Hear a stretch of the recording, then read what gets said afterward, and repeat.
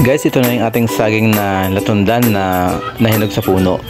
So, naputol kasi yung pinakakatawan niya sa taas, kaya hindi namin napansin. Doon na pala siya unti-unting nahinog sa puno. Kaya, ngayon guys, magmumukbang tayo ng ating saging na latundan. So, ano pa hinihintay nyo guys? Samahan nyo ako dito sa pagmumukbang. Ayan guys, so kahit nag-iisa lang ako, nakaramin ako guys. Halos naka-2 piling yata ako guys nang nakain. Sobrang tamis guys kasi hinog sa puno to. Kaya naman eto guys ang ating pinaghirapan. Atin na tong imumukbang. Alam niyo ba guys na ang saging na ito ay masustansya para sa ating mga katawan. Ala, nakarami na pala ako guys oh. Hello guys, welcome to my channel, Noel Mix Vlog. Please like, share, and subscribe. Thank you. Good morning guys, good morning po sa ating lahat. Ayan, nahinog na guys yung ating saging na nilagay sa sako. Ito yung guys na hinarvest natin last day. Bali pa 5 araw na ngayon kaya nahinog na guys. So yung iba medyo maberde-berde pa. Medyo mapait pa yan guys kapag may berde pang konti. Yung iba naman guys ayan hinog na. So pwede nang kainin yan guys. Huwag lang yung may berde-berde pa kasi medyo mapait pa yan. Kaya ayan guys oh. Iba na talagang may tanim, meron mga anihin. Kaya sagana tayo ngayon guys sa ating mga panghimagas. At saka isa pa guys, alam niyo ba sa palengke, napakamahal ng kilo nito, 60 or 70 pesos ang isang kilo nito. Pero dito sa bukid guys, sa amin, nagbebenta lang ako ng 50 pesos per kilo. So ito guys na hinog na to, nagkakalagan to ng mga 600 to 700 pesos lahat-lahat. Kung ibibenta ko lahat. Kaya lang syempre, unahin natin yung para sa atin muna. So panghimagas na lang muna natin lahat ito guys. Ayan, ang problema, nagsabay-sabay siyang mahinog kaya mamimigay na lang muna tayo sa ating kapitbahay. Alam niyo naman dito sa amin guys, siyempre kapag mayroon ka, mamigay ka. Ganun dito guys sa amin. At saka tingnan nyo guys oh, ang tataba ng bunga, ang lalaki. So makadalaw ka lang nito guys, sigurado busog ka na talaga. Kasi panghimagas nga, siyempre kumain ka na, panghimagas to, talagang busog na busog ka guys sa 2 piraso lang. Tuwang-tuwa kasi ako guys kapag ganito ang naging resulta ng aking mga paghihirap sa aking mga pagtatanim. Kahit naibilad ako sa init, sa ulan, may inaabot ako ng ulan dyan minsan. Pero kapag nagbunga naman yung aking mga tanim guys, ayan, masayang masaya ako. Siyempre, napapakinabangan mo yung mga tanim mo. Tulad yan guys oh, masaganang ani diba? So masayang masaya ako dyan kung nakikita kong ganyan guys para sa pamilya ko. Ayan, nakakalibre na kami ng pagkain saging sa pagkainan. Lalo na ngayon guys, halos nagsabay-sabay yung pagbunga nila nung nakaraang buwan. Ngayon naman halos nagsabay-sabay yung aking pag-aani, pag-harvest. So last week nag-harvest ako ng 2, tapos ngayon 1, tapos may panibago na naman. So nagsusunod-sunod guys yung pag-harvest ko. Kaya naiinganyo akong laging magtanim ng saging dahil nakakatuwa kasi guys kapag nakikita mong ganyan ang resulta, ang bunga ng iyong pinaghirapan. Kaya naman yan guys, masagana ang ating mga blessings ngayon dahil sa ating mga tanim na saging.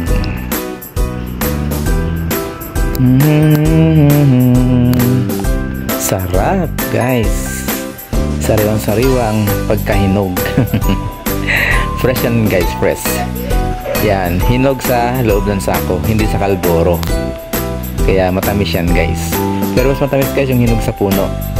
Yung bagong ani ko dyan, yung bagong ani ko rin ngayon guys, kasabay nito. Kaya yun guys ang ating imumukbang, yung hinog sa puno na saging. After nito guys, may imumukbang tayong hinog na saging sa puno. Kasi dahil dun sa nagdaang bagyo, kaya yung puno ng saging ko guys naputol sa taas. Kaya dun na nahinog yung saging ko sa puno. Tara guys, punta na natin yung ating saging na nahinog sa puno. Kasi guys, pagising ko kayo ng umaga, napansin ko may tinutukan yung manok doon sa taas eh. Yung pala, pagsilip ko, nahinog na pala yung saging sa puno niya guys. Ayan o, ayan. May takip na naharapan kasi ng daon ng saging kaya hindi ko napansin kaagad yan. Diyan na pala nahinog yan guys. Dahil ayun, naputol yung pinakapuno niya sa dulo sa taas. Dahil sa bagyong nagdaan guys, kaya ayan, Akala ko naman guys, hindi agad may hinog. Yung pala magulang na rin, matigas na rin pala. Kaya ayan, nahilog na siya sa puno. Alam nyo guys, 5 days pa lang yan. Simula nang dumaan yung bagyo, nahinog na agad siya. Ayan. Kaya itong masarap nating imumukbang guys, hinog sa puno na saging na natundan.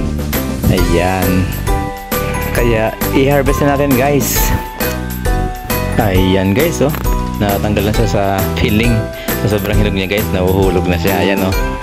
Sobrang tamis yan guys kasi hinog sa puno. Tulad din nung nauna kanina guys, yung nasa lamesa natin, mga malalaki rin to guys, oh, mga malulusog. Ayan, malalaking bunga. Ayan guys, matataba. Eto na guys, oh. Susubukan natin kung hanggang kailan kaya natin kainin guys, kung ilang piling ang mauubos natin. So ayan guys, let's try it, let's eat. Siyempre papipiliin natin guys yung mga hinog na. Kasi yung pinakamatatamis guys, yung mga hinog na. Huwag tayong kakain ng may berde pa guys sa dulo kasi mapait yun. Kailangan yung hinog na hinog tulad nito. Ayan. Hinog na hinog na to guys. Sobra ang tamis. Yum yum yum. Yum yum yum. Yum yum yum guys. Ayan. Ang sarap ng kain ni Hosa. Oh. Unang subo pa lang yan guys. Unang kagat pa lang yan guys, pero lasap na lasap mo na guys. Ang sarap, ang tamis kasi fresh yan guys, hinog sa puno. Kaya ayan guys, samahan nyo ako magmukbang guys kasi marami to, isang buwig to.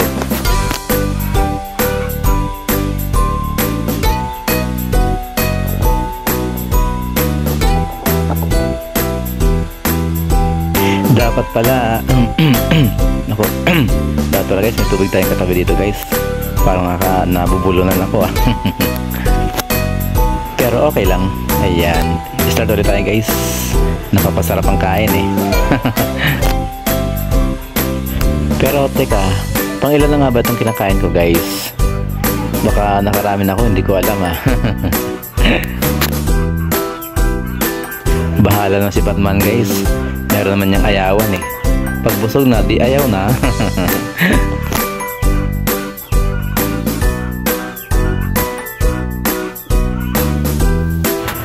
Parang pang 11 peraso na ito guys nakain ko nakarami na pala ako guys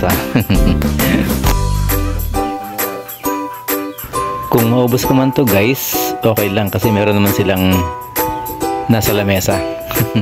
Yung nasa lamesa kanina. So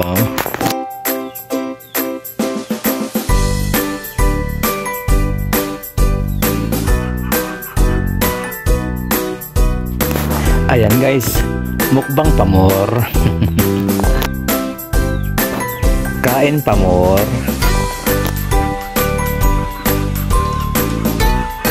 Alam nyo ba guys, na kapag nagkameron ako ng sarili kong lupa, the best talagang itanim dyan guys, saging na saba, saging latundan, at saka saging na lakatan. So yung tatlong yan nagsaging guys, kapag marunong ka mag-alaga, magtanim, yayaman ka dyan guys. Basta may lupa ka lang na maganda na pwede magtaniman. Kasi masipag tayo akong magtanim pagdating sa mga punong saging guys. Kasi napakadaling pakinabangan yan. Wala pang isang taon guys na mapakinabangan mo na.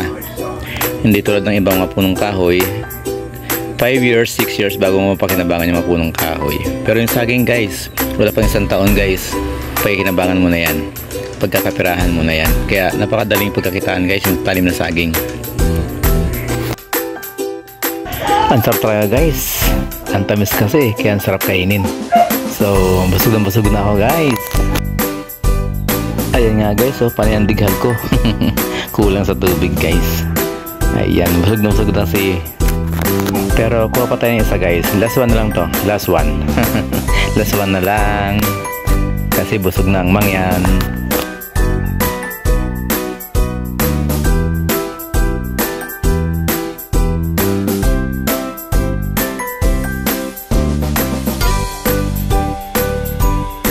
Ayan, hindi ko pala kayang ubusin to guys kasi isang buwig ba naman. So, baka may 100 peraso to guys eh. Kaya hindi ko kayang maubos. Pero tingnan nyo naman guys, ayan. Ako 2 piling yata ako nung nakain. Ayan, 2 piling lang guys. Mahigit. So, kaya busog na busog ako guys. Ayan o. Hindi ka parang maubos pala. So sobrang sarap, sobrang tamis. Ayan. Magtitira naman ako para bukas guys. Ayan, para bukas yung tira. Ayan guys, oh. Kitang-kita ng ebidensya. Nakarami na pala ako guys. Thank you for watching guys. Salamat sa support. See you in my next video guys. Bye bye.